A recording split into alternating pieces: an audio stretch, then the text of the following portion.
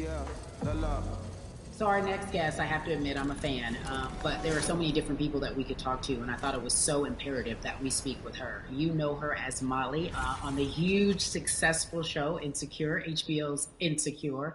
She also has a comedy special highlighting her Nigerian roots, and she's an amazing podcaster. Let's welcome in Yvonne Orji, everyone. You have such a beautiful way of making things funny, giving us our medicine with some candy, right? The humor and the Yeah. healing. You bring all of that to your space. And right now, as you look across this country and how everyone is so broken and so upset, if it's not social injustice, it's the pandemic, it's depression, it's unemployment, the list goes on and on. How are you doing, quite frankly?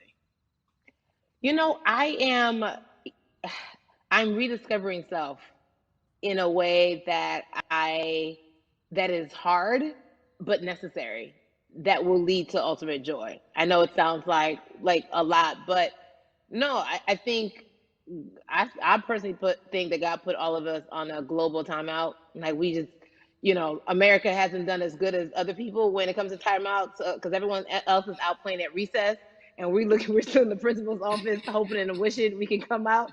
But I think that if we settle into the timeout and really learn the lesson that we're supposed to learn from this season, I think we'll emerge better. We'll learn how to play well with others in more ways than one.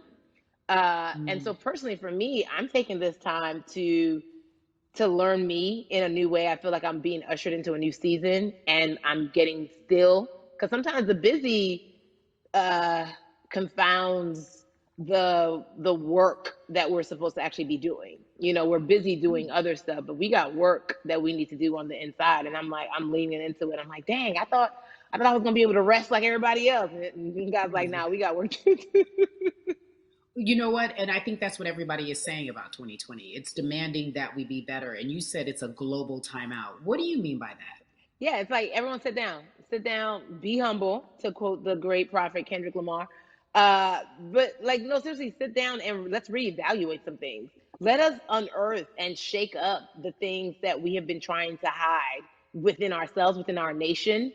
I think America is going through an unraveling right now, a much needed, a much necessary one. And I think all eyes on us, right? There is no, oh, I was on the subway for an hour, so I didn't miss that thing that happened. No, everybody was watching when George Floyd died, and everybody, no one could hide it. Everyone was watching when Amy Cooper called the cops. Like, this is a time where it's like, oh, we can't pretend it away. We can't excuse it away. No, no, no, no, no. It's a global timeout. Sit down, watch, and let's learn. And globally, it's like, hey, we were going business as usual, but it ain't usual no more. Like that Yeah. that's old. Anytime change occurs, it's very uncomfortable. And so right now we're sitting with we're getting we're getting comfortable with the uncomfortable.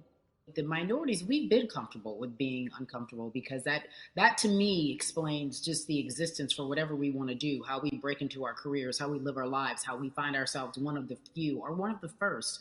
And that's a lonely road. When you look at and when you talk about this global timeout, everybody had to pay attention to Amy Cooper, everyone had to pay attention to George Floyd. How is that helping us as a people, as a country during our global timeout?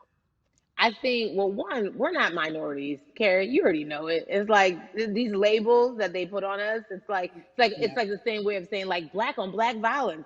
Also, there's no white on white violence. It's branding, Yeah, right? It's right. all Yeah, branding. you're right. You're And it's right. like white people kill white people every single day. So no, there is no black on black violence. And if you say black on black violence, well then let's brand white on white violence. Like I watch Mhm. Investigation Discovery. Ain't too many of us being featured. so, I just even like but to answer your question, what does that do? I think what everyone expected is what has happened in the past when the world was still open, right? In that, okay, you had everyone from Trayvon Martin to Castillo to Sandra Bland. You had all of these lives lost, and black people made some noise. We rioted, we got out in the streets, we started the Black Lives Matter movement, all of those things. And then white people kind of just like, oh, let's give them something. And then it's just like, Is it over? It's like Oscars so black. Okay, good. We gave some Oscars. Are we good now? Like, are we even? You know, and it's now it's just like, oh no. This is not about like a family. It's like, yo, we might have to amputate the leg a little bit, but it's all right. By amputating the leg, we'll save the body.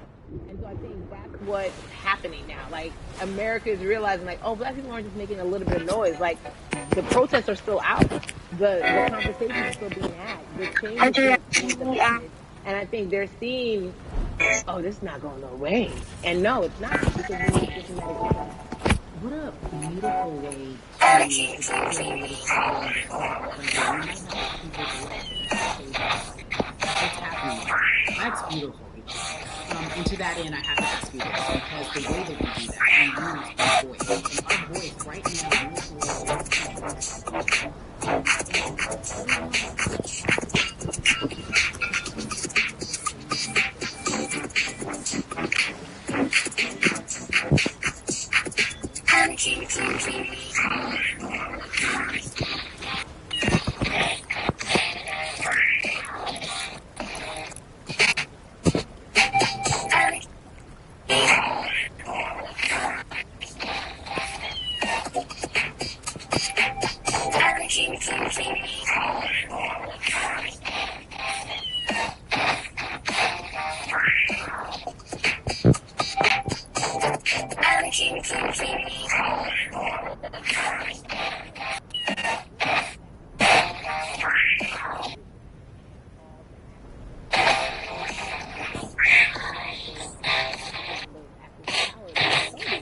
It's a big deal.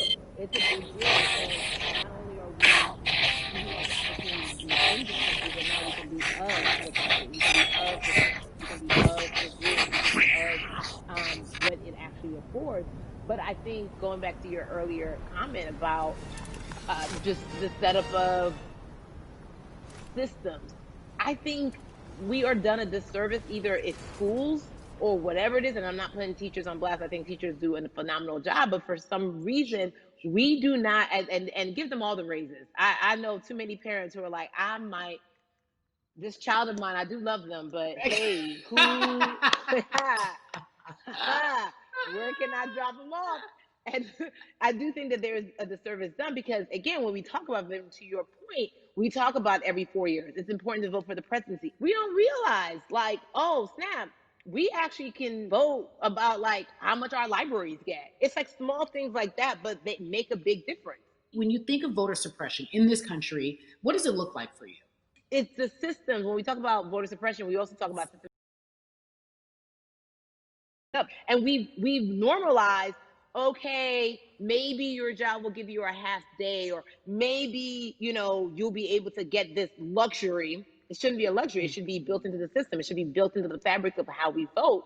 But maybe you'll be able to get this luxury in order to enable you to go vote. Think about everything disenfranchised, marginalized Black person has to endure in a day. So in a day, you need to get to work. If something happens to your car, if something happens to your child care, if something happens to, there's so many factors along the way that can send you into a tailspin as an American. And then you add on as a person of color.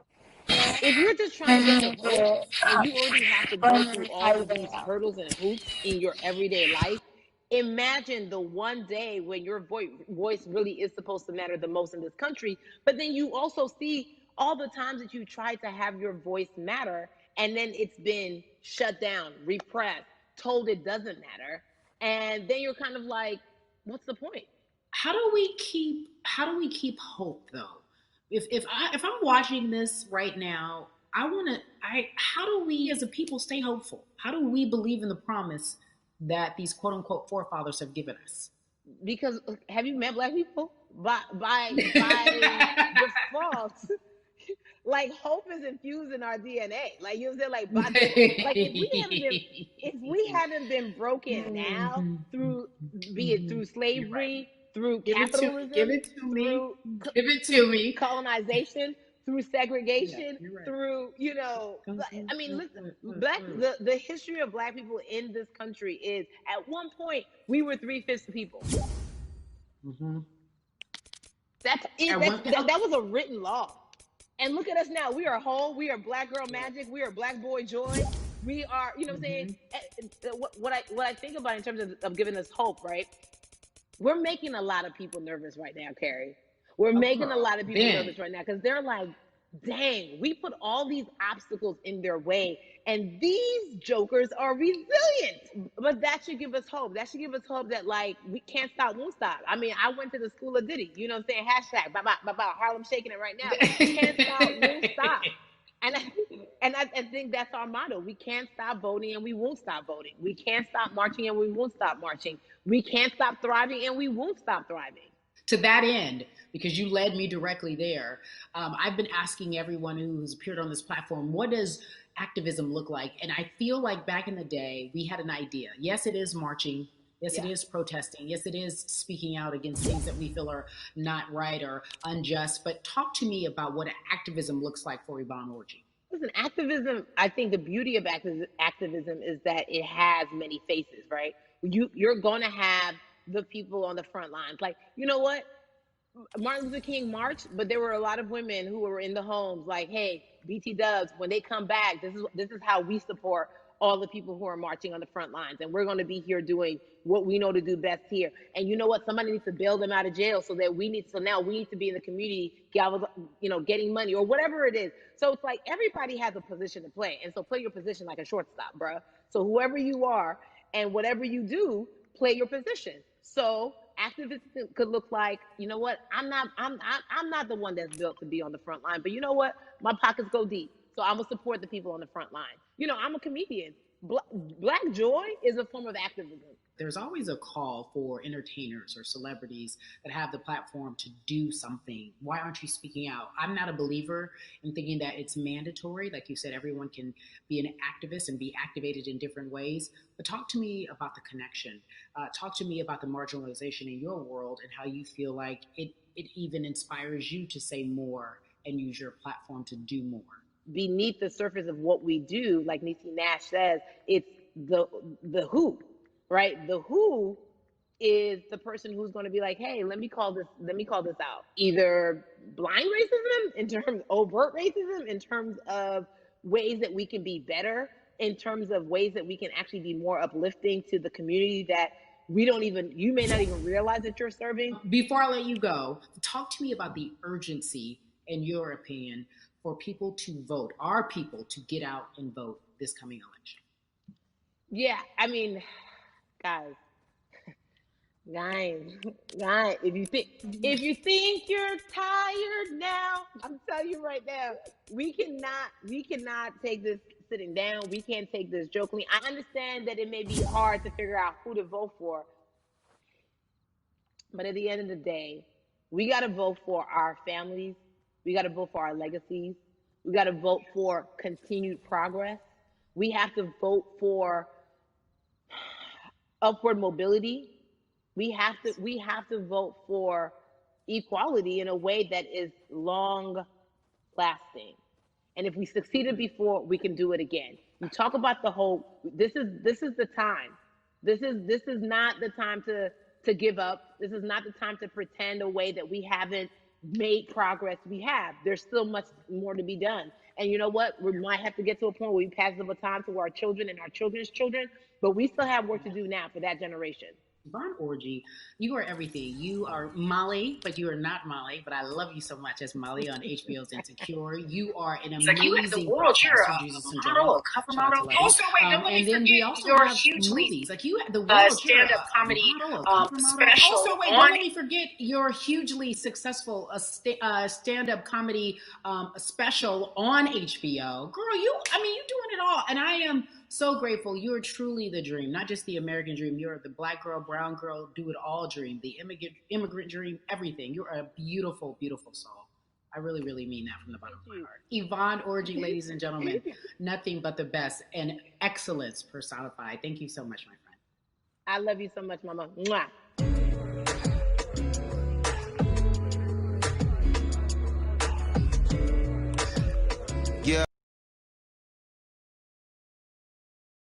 of political unrest and social injustice. We've seen so much happen in that city, and we've also seen so much come from that city, including one of our very own founding fathers of the civil rights movement, and that's Martin Luther King Jr. But right now, we want to welcome in someone who has used his platform to talk about voting, to talk about racial injustice, and how he's trying to help.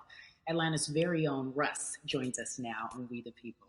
Russ, I'm not going to fan out and tell you what some of my favorite songs were that I would can hear in yours. We're going to get to the topic at hand. So we got to talk about, recently you did an interview where you shared your outlook on culture and music. And you also were very candid about the fact that you have a privilege and that it's necessary for you to give back. Tell everybody about what that means. It's very obvious, I'm white and I'm in Black culture and I'm benefiting financially off of it. So I feel like if you're a white person financially benefiting off of Black culture, you have to put finances back into Black culture.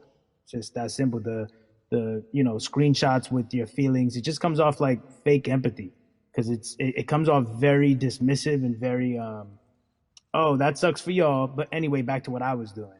Have you felt that way always, or is it now because of the time of where we are in this country?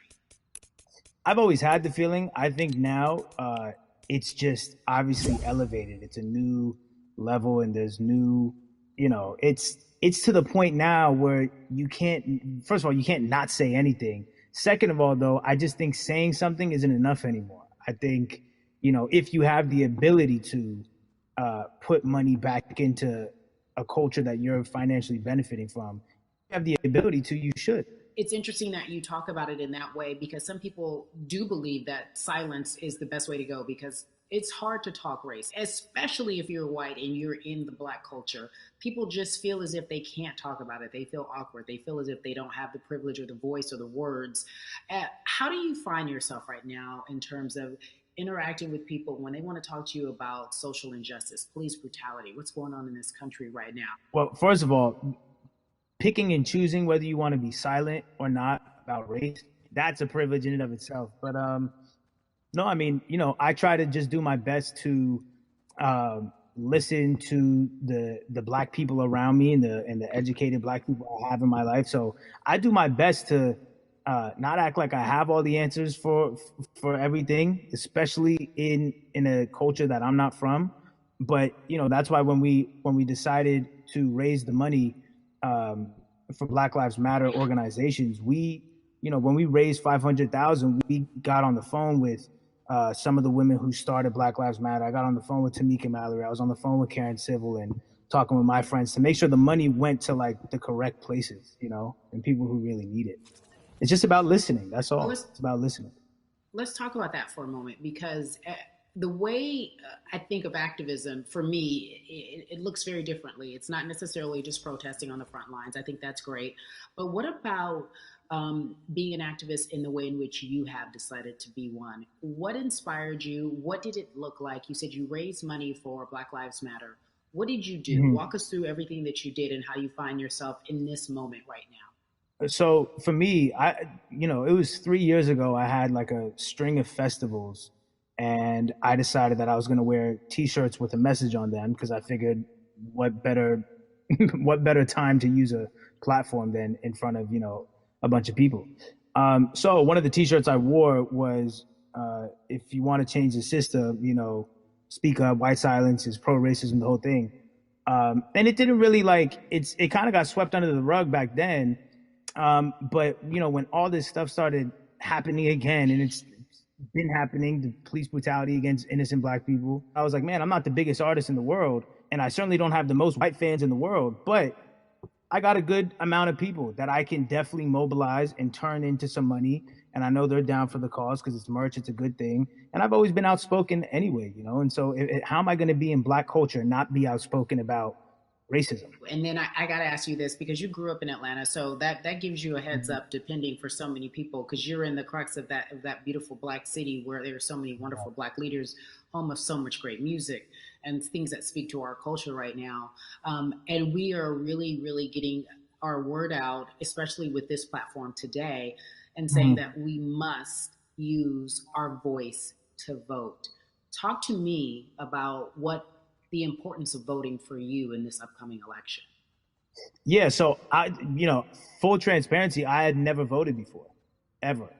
Um, and because I was one of those people who was like, my vote doesn't matter, and I don't know, maybe it's because I was younger, maybe it's because I really thought that, or I don't know, but I just think that it's got to, now this is a bit of a privilege to say it's got to a breaking point for me because obviously it's been past the breaking point for Black people, but I think that as a whole, the young people need to get out and vote because we're the ones that never show up. You know what I mean? We never show up to vote, but we're the future. So it's like, look, we got to go out there and vote, and then whatever happens, happens. But at least we did our part. You got to do your part. You're very candid in saying that you just decided to vote. And I think there's a beautiful irony in the fact that you have your fans saying, because of you, I'm voting. Right. And there's something beautiful about that. But I want to know why now for you? Why in this moment is it important for you to vote? And what hit your spirit to say, yes, this is the time to do it? Honestly, because I think that George Floyd really woke up a lot of people who, including myself, who I was vocal and outspoken about racism. I put it in my lyrics. I put it on T-shirts. I would talk about it in interviews. Like, I was vocal about it. But that video in that moment, I think me along with a lot of other people just kind of was like, all right, like words are simply not enough anymore. We got to do something, whether it's raising money, whether it's voting or all the above. Like we got to do something, and I'm ashamed that it took that for me to be like, I need to raise money and I need to vote. It's a shame, and I don't know. I guess it snapped a bunch of people out of it. And even if you were vocal and whatnot, it's time to actually put your money where your mouth is. It's time to go vote. It's time to just stop talking about it and be about it, and it's been time for that. But like I said, I'm ashamed that it took me this long to actually really, really be about it. But I'm here now. So Russ, we all know that this is going to be your first time voting. Tell me what that experience is going to be like for you in terms of what you're excited about. I think you know what it's going to do for me. It's going to let me know that I'm contributing to something bigger than myself, and I'm actually putting my money where my mouth is, and I'm being about it because, for so long, and I know I'm not alone with this, but it's like standing on the outside and just screaming about this and that, and this should change. I know it's gonna. It's like, all right, but did you vote? I played a small role. And so I'm, I know it's small role, and that's the problem. I think the mentality of